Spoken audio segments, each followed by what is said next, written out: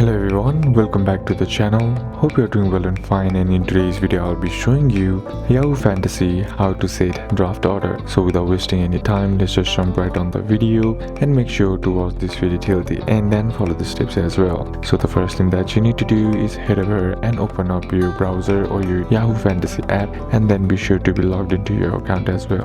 Now once you're logged into your account, here what you need to do is navigate to the Commissioners tab. If you're using it from your browser, then you'll find the option right there.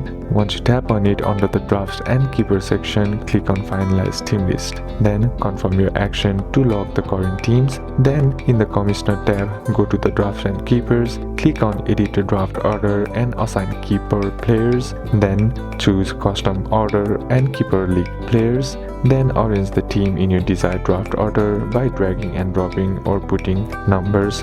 Decide on round rotation type from snaking to non-snaking. So these are a couple of steps that you can apply, and that's it for today's video guys. Hope this video was useful to you. Leave a like if it did. Comment down below what the next video should be on. Consider subscribing to the channel. Thank you for watching. Bye bye.